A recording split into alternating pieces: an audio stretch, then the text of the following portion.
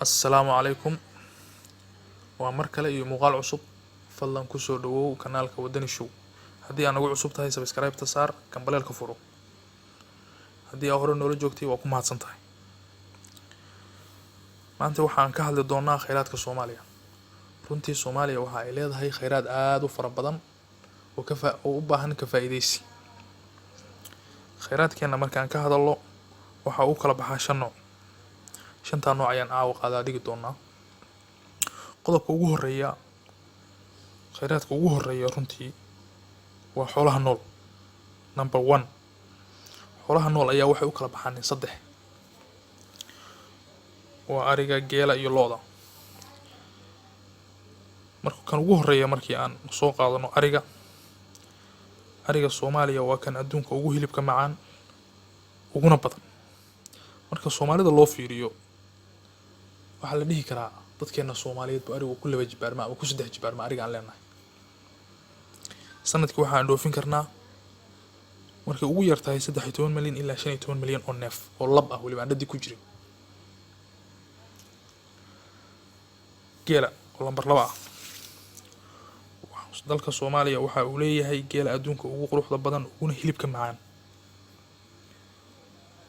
Runtii waa ayaan daro inaan ka faa'iideysan weyno geeleena. Caanihiisa kaliya ayaan ku filan iyo hilibkiisa. Waan adduunka u iibgeeno intaanu meel gelino waxaan lahaay aan caanihiisa baakadayno ayaan ku filan. Qodobka 3 waa lo'da. Lo'da Soomaaliya waa lo' aad u qurux badan, aad u hilib macaan, aad u fara badan. Runtii waxa ayaan daro ah inaga oo lo'da adduunka ugu quruxda badan uguna hilibka macaan uguna caanaha macaan leh in aan banaanka ka keensano caano boode. Meeshii inaga leen ka rabay in aanu caanahaas aan suuq geyno, aan iib geyno, caanaheena aan adduunka u dhoofino. Waa fursad in ka dayacan taasina. Qodobka 2 markaan xoolaha nool ka nimaadno waa badda. Kalluunka Soomaaliya waa kalluunka adduunka oo wadanka adduunka ugu kalluunka badan, ugu kalluunka macaan. Looguna jecel yahay kalluunkiisa. Waxa ku kulma Soomaaliya 2 badood. Badda Hindiya iyo Badda Cas. Waa 2 badood oo ugu kalluunka badan. Bay haddana Soomaaliya waxa ay ku taala meel istiraatiiji ah oo kalluunku isugu yimaado. Runtii kalluunkeena waa kalluunka adduunka loogu jecel yahay. Sanadkii waxa layna ka qaataa si tuuganimo inagu aan ogeyn bilaayintan oo kalluuna. Inagu inaan ka faa'iideysanay shisheey intuu yimaado qaata. Haddaba dadka Soomaaliyeed waxaan leeyahay badina ka faa'iideysta, kalluunkiina la baxa, idinku ka iibiya dadka.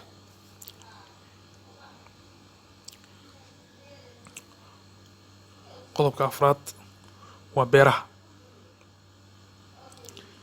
Soomaaliya waa dal leh 2 webi, waa dal leh biyo, waa dalka meel kasta oo wadanka ka mid ah waxa ay ku habboon tahay beerashada. Sababtoo ah waxay leedahay ciidii ku habboonayd, hawadii ku habboonayd iyo biyihii. Haddaba waxaan leeyahay qof kasta oo Soomaaliya waa u beeran karaa, waan u ka faa'iideysan karaa. Waan la soo bixi karaa kheyraadkiisa. Soo iskiisu madax banaan. Soomaaliya waa dalka kaliya aan u baahnayn xataa inuu qofku qalab badan doono oo wax ku beerto. Qodobka xiga waa beerta dabiiciga ah.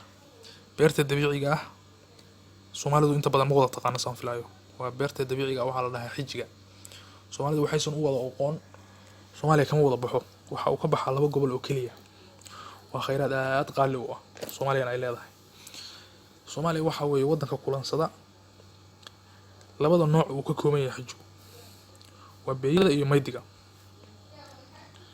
Beeyada iyo maydiga adduunka Soomaaliya kaliya kulansada. Adduunka 4 wadan baa baan u maleynayaa kheyraadkaas. Waa Suudaan, Ethiopia, Eritrea iyo Soomaaliya. Soomaaliya waxay leedahay beeyo iyo maydi wada socda. 2 geed baa ka baxan. Meesha adduunka kaleeto uu ka baxo beeyo kaliya ama maydi kaliya. Kheyraadkaas waxaa laga sameeyaa carafta adduunka oo dhan daawooyin saliidiisa la isticmaalaa oo siyaabo kala duwan loo isticmaalaa. waa khayraad ilaahayna ku minaystay oo ka faa'iidaysasho u baahan. kaaga si daran kaagama baahna xanaano geedkaas, kaagama baahna biyo, ilaahay baa beeray, ka faa'iidayso buu ku ilaahay. qodobka ugu dambeeya oo Soomaalidu u waalatay oo isha ku wada hayso waa shidaalka. Soomaaliya waa dal shidaalkiisu shidaal badan leh, noocyada shidaalka oo dhan ay ku jiraan, gobol badan kaga jiraan, badda kaga jiraan. laakiin anigu ka shakhsi ahaan fikirkayga waa fikir ka duwan fikirka Soomaalida oo ma qabo hadda in shidaal lagu ordo, in shidaalka maxaa la dhahay la dhaho la soo saaro, in maxaa la dhahay shidaalka hadeertaas la soo saaro xataa ma qabo. waxaan qabaa inuu noqdo qorshaha ugu dambeeya ee ay gaadho Soomaaliya, oo shidaalku uu noqdo waxa ugu dambeeya aan ka faa'iidaysano. markaan badeena ka faa'iidaysano, xoolaheena ka faa'iidaysano, beeraheena ka faa'iidaysano, wadan isku filan aan noqono, inna waa shidaalkeena la soo bixi karo, inaan cidna u baahnayn. yaan qabaa inuu shidaalkeen la soo saaro. waa laga yaabaa inay jiraan dad badan oo iga duwan, laakiin meelo badan wax laga eego baa loo baahan yahay shidaalka aan aad loogu degdegin. sababtoo ah Soomaaliya waa dal uguba, waa dal cadow badan leh, waa dal hadeertaas raba in lugihiisa ku istaago. ummadda Soomaaliyeed waxaan ku dhiirigelinayaa in ay khayraadkooda la baxaanin, khayraadkooda ka faa'iidaystaanin, aysan cidna wax ka eegin. qof kasta uu yaambadiisa qaato, qof kasta uu beertiisa ku dhaqaaqo, qof kasta uu xoolihiisa dhaqdo, qof kasta uu xajigiisa u dhaqaaqo, qofba dhinac u dhaqaaqo, qof kalluunkiisa u dabto. assalaamu calaykum waraxmatullaahi wabarakaatu.